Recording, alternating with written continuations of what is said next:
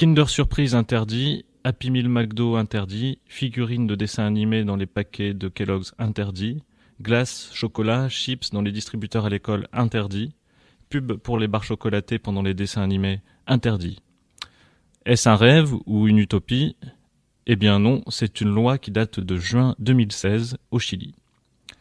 Loi dont on pourrait prendre un petit peu exemple. En effet, au Chili, depuis 2016 par exemple, plus de 8000 produits alimentaires ont dû revoir leur étiquetage pour afficher en gros les risques et les dangers pour les consommateurs.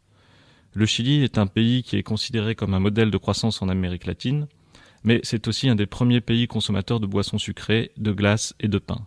Ces 10 dernières années, le diabète a explosé de 80% au Chili. Il y a en effet une pandémie mondiale que certains nomment diabésité. Sur cette pandémie globale, il y a un livre qui est sorti d'ailleurs qui s'appelle Globésité, qui parle donc de la cocalisation du monde, en Inde, en Chine, dans le monde arabe. Par exemple, en Égypte, plus d'une femme sur deux est en surpoids ou obésité. C'est toujours le même processus depuis les années 60 aux États-Unis. D'abord les classes supérieures et les classes moyennes, comme c'est le cas aujourd'hui en Inde et en Chine. Puis l'obésité explose dans les classes populaires.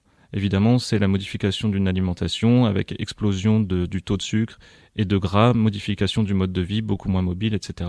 Vous connaissez le topo. Très vite, les riches arrêtent de mal manger et les pauvres, eux, mangent de plus en plus mal. Pour information, donc 60% des Chiliens, 3 adultes sur 5, sont en surpoids ou en obésité. La moitié des enfants de moins de 6 ans sont en surpoids. Ces troubles alimentaires expliquent 70% des infarctus, 40% des cancers. Toute l'Amérique latine est contaminée par cette drogue blanche qu'est le sucre. C'est d'ailleurs assez cocasse quand on entend les États-Unis dénoncer la Colombie ou le Mexique qui envahiraient l'Amérique du Nord avec la cocaïne, quand eux, à l'inverse, balancent tout un tas de sucre dans le sud du continent avec une cause de mortalité explosive. Pour information, en 1980, le Mexique, c'était 7% d'obésité. Aujourd'hui, plus d'une femme sur deux. Le diabète, il faut le savoir, est devenu la première cause de mortalité au Mexique. 80 000 morts par an.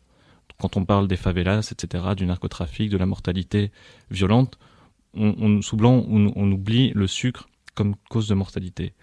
Pour information, l'obésité a explosé précisément, si on regarde les graphiques, depuis l'entrée du Mexique dans l'ALENA en 1994, c'est-à-dire l'accord commercial sur tout le continent américain.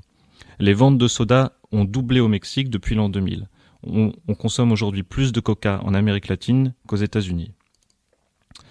Et donc le Chili a pris des mesures, comme je vous l'ai dit, donc interdiction de tout un tas de choses comme les Kinder Surprise, n'en déplaise à nos enfants ici qui sont très familiers de ce produit. Il faut savoir aussi qu'il y a une taxe de 18% sur toutes les boissons sucrées, ce qui est le record mondial dans ce genre de taxe. Notez aussi qu'en France, il y a une taxe sur les boissons sucrées, au Mexique aussi. C'est en étude actuellement en Argentine et au Brésil, mais il n'y a aucune réflexion de ce genre en Asie, où l'épidémie est galopante en Inde et en Chine. Pour ce qui est du monde arabe, c'est déjà perdu, comme on le sait. Au Chili, rien n'est gagné puisqu'il y a un changement de gouvernement actuellement. C'est le retour d'un gouvernement de droite du président Piñera, et avec un risque de retour de pression des multinationales comme Pepsi et Coca-Cola. Il faut savoir aussi que le problème n'est pas uniquement lié aux Américains, puisque les multinationales latino elles-mêmes droguent leur propre population avec des boissons locales qui se revendiquent traditionnelles à base de guarana, par exemple, qui sont des boissons ultra sucrées et qui, c'est pas que le coca, c'est aussi très local. Enfin, je voudrais finir cette chronique donc qui dénonce le sucre et le risque d'obésité par une mise en garde. Attention tout de même à la norme de minceur qui est typique de ce monde, puisque on impose aujourd'hui à chacun d'entre nous de correspondre à des critères corporels pour être efficace. Un exemple d'efficacité type corporelle, ce serait le corps d'Emmanuel Macron. Stigmatisation et négation des singularités, maigre ou gros, il faut au contraire correspondre à un stéréotype. On assiste à une normalisation et uniformisation des formes corporelles. Et derrière la prescription de sport et d'alimentation saine, attention à une normalisation, donc à une uniformisation pour qu'on soit tous pareils, qu'on ait tous le même corps. Attention aussi à ce monde de la rapidité, de la rentabilisation du temps, où la lourdeur et la lenteur associées au gros sont stigmatisées derrière le souci de santé publique, il y a toujours aussi l'imposition d'un rapport au monde. La santé, c'est toujours aussi la police des corps.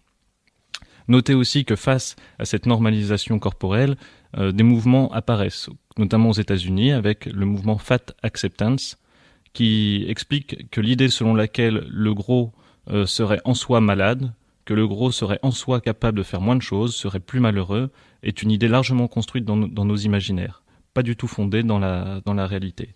Par exemple, rappelons cette vérité du fit and fat, qui veut dire gros et qui convient. La vérité, c'est que les personnes dites en surpoids, mais qui sont physiquement dynamiques et actives, ont beaucoup moins de problèmes de santé que les personnes minces et sans activité physique. Donc voilà, à méditer pour chacun d'entre vous.